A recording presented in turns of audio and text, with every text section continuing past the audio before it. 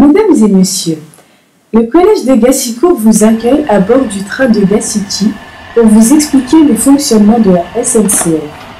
Le train desservira le départ du collège, s'arrêtera au métier d'agent d'accueil, puis à l'explication du fonctionnement du train et du métier de conducteur, et sera sans arrêt jusqu'au poste d'aiguillage. Le collège de Gassicourt vous souhaite un excellent voyage.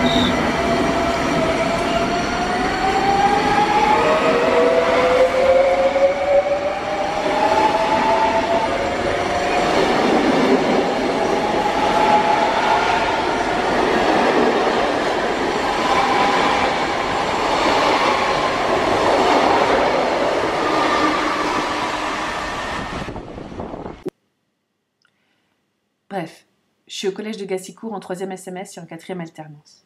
Avec Madame Coquille et Madame Darnaud, on est allé visiter la SNCF. Au départ, j'ai pas trop compris pourquoi, même si les profs avaient l'air enthousiastes.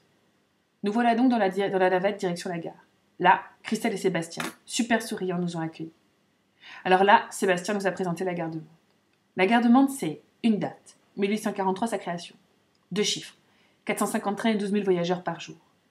Des trains qui relient Paris-Saint-Lazare à Mende par Conflans et par Poissy, des intercités, un TGV par jour. 12 000 personnes qui vont chercher des billets, et c'est là que ça se complique. Quand tu arrives à la gare, tu as le choix. Billetterie automatique ou guichet de vente. Billetterie automatique ou guichet de vente. Tu penses que c'est simple et tu choisis le guichet automatique. Au bout de 10 tentatives, tu abandonnes et tu vas voir les agents d'accueil pour qu'ils te vendent ton billet. Alors, un agent d'accueil, c'est un monsieur ou une dame qui te donne des renseignements. Il travaille 8 heures par jour et il fait des roulements de telle façon qu'il y ait toujours quelqu'un de présent dans la gare de 5 heures à 2 heures du matin. Pour faire ce métier, il faut une grande dose de patience. Là, avec le groupe, on est descendu dans le souterrain. On a testé la bande d'appel d'urgence. Didier est agent commercial. Il a appuyé sur le bouton. Au bout de 2 secondes, un gars nous a répondu. On a dit que c'était pour de faux, mais on a quand même demandé s'il nous voyait. Il a dit oui, alors on a tous fait coucou. Puis, on est allé au quai DSC. Là, ils nous ont équipés de gilets orange car il faut être vu pour marcher sur les voies. Alors, pour avoir été vu, on a été vu. Après, on a marché le long des voies, traversé des voies ferrées, marché, retraversé des voies ferrées, et enfin, on est arrivé au train.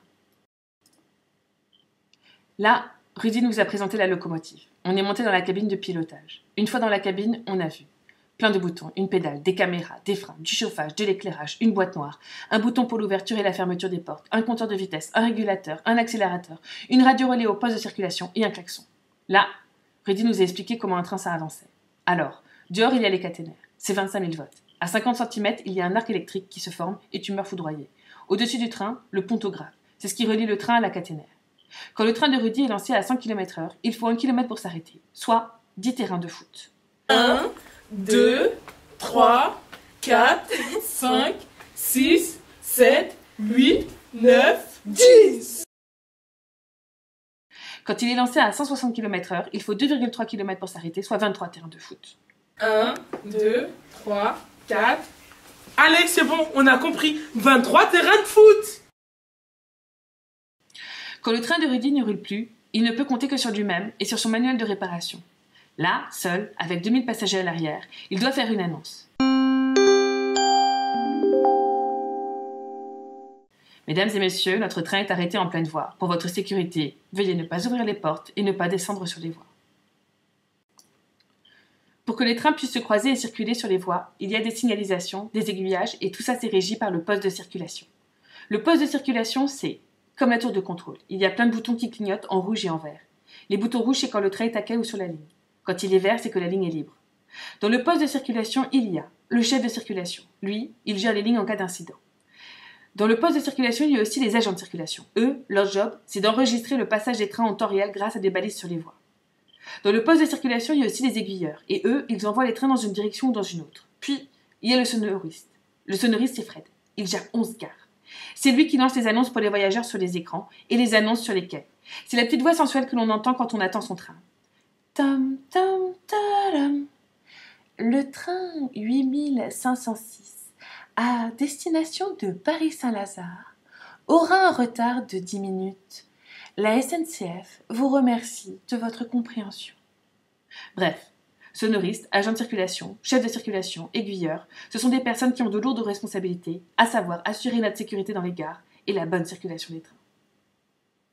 Ensuite, quand on est revenu à la gare, on a rencontré un agent d'accueil sur la passerelle. Alors l'agent d'accueil, il accueille les gens quand ils sont perdus, lorsqu'ils cherchent un horaire, un quai, leur bagage, enfin tout quoi. Avec un boîtier, il scanne les pendules, les ascenseurs, les escalators, les affichages tous les matins et soirs pour voir si tout fonctionne bien dans la gare. Bref, la SNCF est une organisation très complexe qui met en œuvre des métiers très diversifiés et tout ça pour le confort des usagers. Nous remercions la SNCF de nous avoir fait découvrir ses coulisses afin de mieux comprendre son fonctionnement.